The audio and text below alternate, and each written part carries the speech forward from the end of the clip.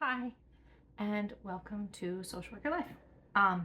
Today I am going to talk to you about um, reading, which may not seem like well, for me, it's like breathing, right? I don't really function well without it, but I actually realized I've been doing a lot of thinking about my reading recently. And I figure where my metacognition is, that's where I should be like talking to you guys, right? Like metacognition is the thinking about your thinking. And where I'm spending time thinking about my thinking is actually on my reading recently. I've been doing some kind of soul searching thoughts about what I've been reading and why.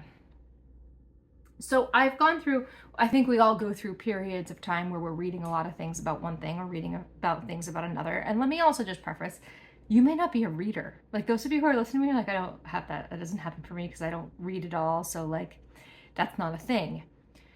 So let me back up and say, think of it as like what you're watching, right? You go through moments where you like binge watch an entire show, or maybe you only watch just a couple of it, or maybe the HD TV is just hanging out in the background all the time, and then you're like, and you like change the channel to the news, right? Or you change the channel to something else. I have a friend who every time we walk in our house, CNN is just on. It's just on all the time. It's just CNN all the time in her house. I have a friend who like whenever it becomes Hallmark season and it's Hallmark Christmas movie season, you walk in their house and that's all that's on for a month or so, maybe longer. I don't know, I feel like it's expanded into November, but here's a story that's absolutely true. I lived with a man for about a year and a half, and when he moved out, he took the TV with him, and I didn't replace it. I didn't replace it. I don't have a TV. I don't have a TV. Which made my dad before he, okay, my dad passed away. Those of you who know, some of you don't know. It's okay if you're listening for the first time and this is news for you. My dad passed away in November of 2019, right before the pandemic.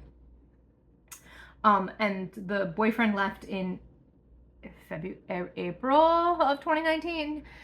And so for the space between April and November, my dad would talk to me often about getting me a TV. And I'd be like, Dad, I don't want one. He's like, you don't want a TV? I'm like, no, I don't want a TV. He's like, okay, I won't get you a TV. But then we would like talk later and he'd be like, I think I should get you a TV. And I'm like, Dad, I don't want a TV. He's like, you don't want a TV? I'm like, no, I don't want a TV. He's like, I'll get you one. And I was like, yeah, I understand. I don't really want one. So since April of 2019, I have not had a TV. And I'm fine, absolutely fine with that. I'm great with that, actually. It's a fabulous thing. And as a result, I find myself binge reading. I will put my earbuds in. And the thing is also, I went through Wild Fit in April of 2020, what are we? April 2022. April of 2022, I signed up for this program called Wild Fit, and I got the nutritionist that went along with it, and I started learning about food and diet and how my body works and how my body likes certain kinds of food and how my body doesn't like other kinds of food. And I've been through this like massive transition with eating. And I have openly embraced the fact that I am, quote, that person when I go to a restaurant now. I am that person. I am the worst version of that person, I think, because I'm super self-conscious of it. But I will ask all the questions. I will say, what has gluten? What has dairy? What has sugar? I need gluten-free, dairy-free, and sugar-free. What can you do for me? And very often they just look at me and they're like, you can have meat and potatoes. Or you can have meat and you can't have the mashed potatoes because that's dairy. And you could have a baked potato, but I don't know what I'm going to put on it because that's dairy is the butter, or sour cream is dairy. And they're like, so I guess you could have like broccoli? So, no joke, every Friday night when I go out to dinner with my mom, I order an 8-ounce filet mignon and broccoli. That's what I eat pretty much every Friday night when I go out to dinner at the pub, because it's just easy and yeah, it's yummy and I'm perfectly happy and content with it. But it also means that I'm like, don't put any sauces on it. Don't do this to it. And I became that person in April of 2022. Well, in becoming that person, that also means I spend a lot of time in my kitchen. Yesterday, I ground bison and I ground chicken for lunches for the week. I have salad fixings that I'll pull together for a salad tonight so that tomorrow morning I can just throw it all in a bag and then go into my 30-minute sit and my 30-minute automatic writing before I head off to work. And so easy is necessary in my life. However, on another level, I spend a lot of time in my kitchen and I cook a lot. And so I don't have a TV blaring because, one, there isn't a TV and I don't want a TV blaring, but I do listen to books in my earbuds at like 1.9 speed right now. 1.9, almost double speed. 2.0 is double speed. I don't listen in double speed. I have a family member who does listen in double speed. I don't listen in double speed because it's just a bit too fast still. But I was at 1.75 and I sped up to 1.8 a couple of months ago, and then I accidentally put myself at 1.85 recently, and that was fine, and 1.9 is totally fine too. There are times I've been listening to a lot of British romances, and we'll get into my content in just a second, what I've been reading a lot of recently. But in the British romances, they say things different than we do in the United States. I wanted to say the word funny. They say things funny. They don't say things funny. They say things that are completely appropriate for them, and their pronunciation is completely appropriate for a British person. Sometimes when you're listening at 1.85 or 1.8, the British pronunciation of something makes it unintelligible at that speed. So I sometimes have to slow it down to be like, what are they saying? And then I'm like, oh, I got it. I understand. And then I'll speed it back up again.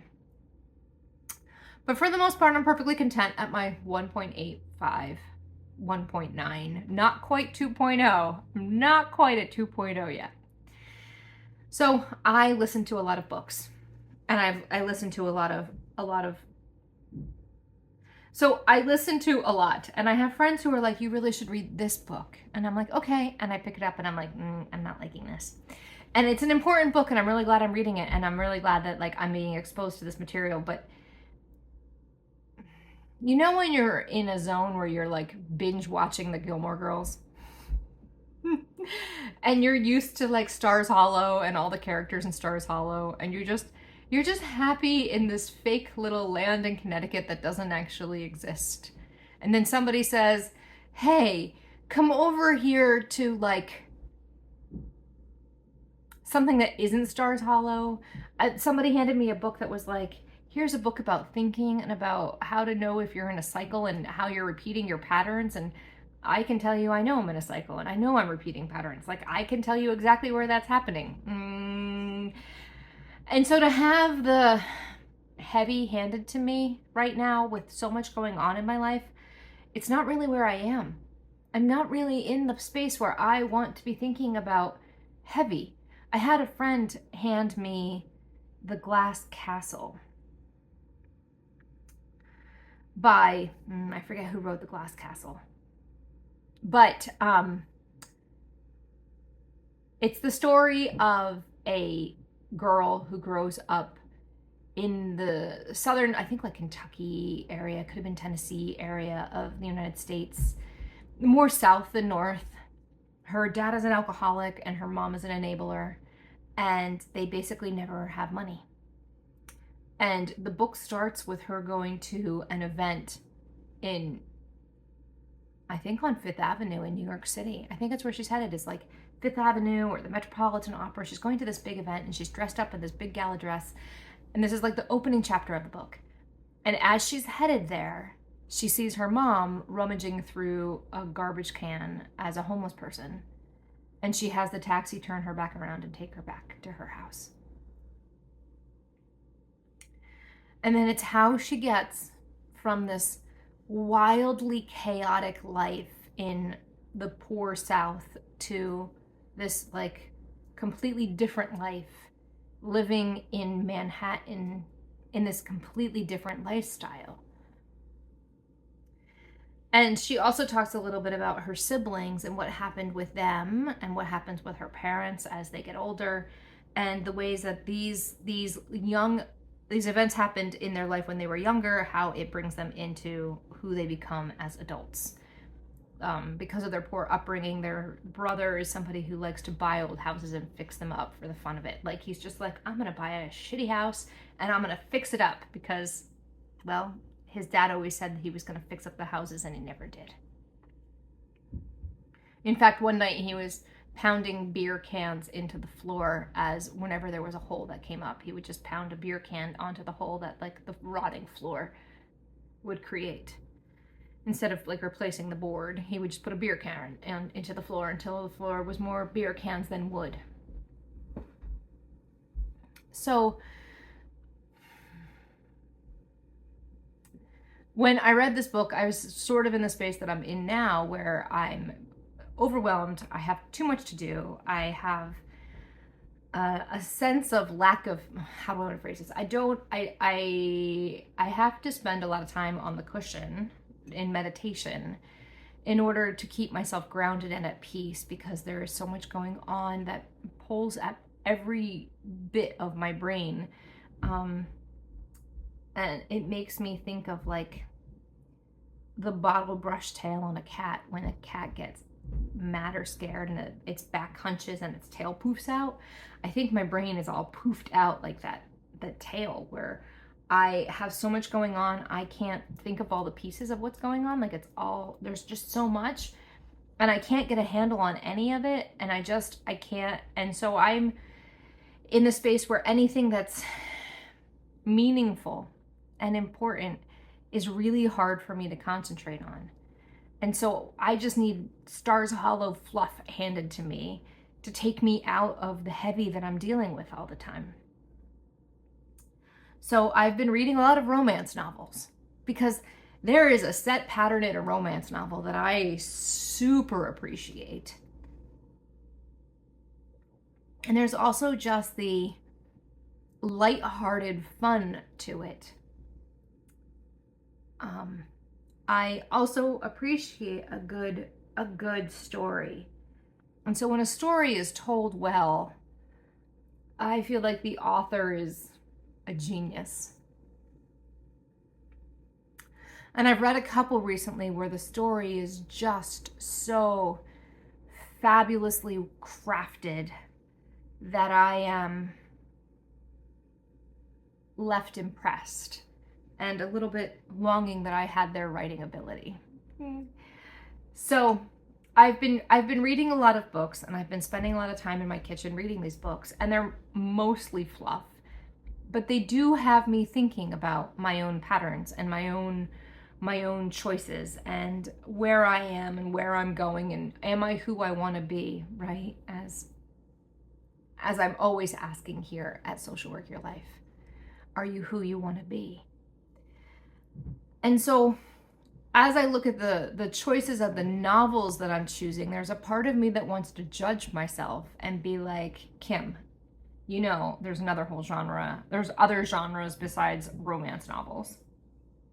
And you know, Kim, there's like other books that you could go and branch out into. There are other things to be reading. You have lots of things you need to be reading for your intuition class, and for your nutritionist gave you a Ayurvedic book to read, and there's all these other things that you should be reading. And so you'll notice I'm shoulding on myself, right? I'm using the should word on me, and I'm using a little bit of judgment on me, and I'm being a little hard on me, and I'm being a little unkind to me, because as I'm standing in the kitchen and I'm like throwing meat into a baking dish to put in the oven to cook dinner, or to make lunches, or to do something, I'm being judgy of myself and my chosen genre of literature. And I'm sure there's some high-towered English professor who would like to make a jab that romance novels are not literature, and I would like to make a jab back that there is certainly something to be said for the genre.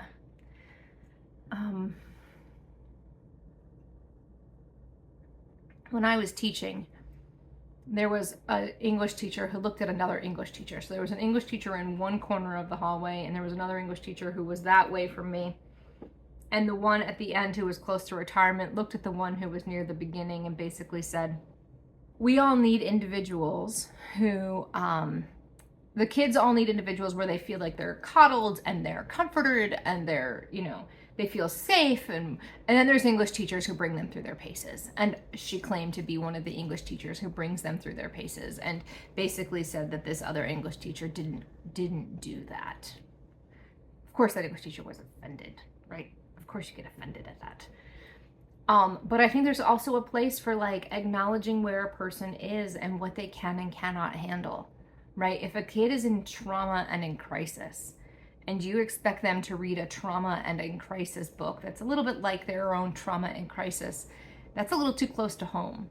When I was working at St. Gabriel's Hall, and I was working with kids, and they were kids from the Family Court of Philadelphia, and many of them had drug charges. And I came home, and the boyfriend that was the one that I was living with wanted to watch The Wire in the first season. I was like, nope, I can't watch this. It's too close to home. Like, I just left that at the hall. I can't come here. It's set in Baltimore. It's really close to home. Like, this is a little too much like what my boys tell me that they've been through. I can't come home and on my downtime experience this trauma through watching, because it's too much like the trauma I'm picking up while I'm at the hall. So taking care of you is really super important. It's really super important. And so I just want to encourage and acknowledge that sometimes, as in my own life, because like I said, I've been thinking about this a lot, and I've been judgy and I've been mean to me about what books I'm reading, but I don't have a TV, and I'm not sitting down and mindlessly watching stuff. I'm in my kitchen cooking most of the time, or I'm doing social worker life work. I have very little downtime. And so if the guilty pleasure, here I'm gonna cry, if the guilty pleasure is I'm reading romance novels and I'm eating them as voraciously as a person might go through a container of Oreo cookies, like one every 2 or 3 days, so what? I'm doing okay. Doing more than okay. And if it's a romance novel that is what is pulling me through, then I accept that about myself. I'm just going to be accepting. And I'm going to accept that this is where I am right now. This is not where I'm always going to be, I promise. I don't know that I will always be a romance novel junkie. Maybe I always will, right? Maybe I'll always have one going, because secretly I really do like them a lot. And then those are my thoughts. Those are my thoughts about reading right now. Find a book that you absolutely love and read it. And I reread books. I'm on my 3rd reading of the Discovery of Witches series right now. I'm just about done the first book, and I feel like I'm so sad I'm going to be losing some friends. But of course I'm going to hop in and reread 2 and 3, right? And I give suggestions to my family. My family gives suggestions to me. I just read The Hating Game. My sister had told me to read it a while ago, and I tried and I didn't get into it. And then I wasn't in the right space. And then, I don't know, something happened. I picked it up this week, and I listened to it 3 times last weekend. Three times I listened to it, and then I went back halfway and I re-listened to it again. And then I was like, I'm starting over. And I read from the beginning. So basically I read it 2.5 times last weekend. So when you're listening to it at speed and a half, it's not really more than speed and a half. It's almost speed and 2. It's almost a double speed, right? It's almost a half speed. So if a book is 10 hours, it takes me 5 hours. Little more than 5 hours. That's not so bad. Especially because I'm definitely in my kitchen for 5 hours. Definitely in my kitchen for 5 hours. Okay. If there's anything you need from me, reach out. I do have a book club starting in the fall in October, and I have an automatic writing class starting in October as well. I also have some offers on the website. Intuition class with me. Intuitive coaching with me. I'm doing some intuitive coaching with individuals. That's available on the website. And also on the website, socialworkyourlife.com, is I'm giving away Manifesting Through Meditation for free right now. So socialworkyourlife.com, and we'll see you there, okay? Thanks.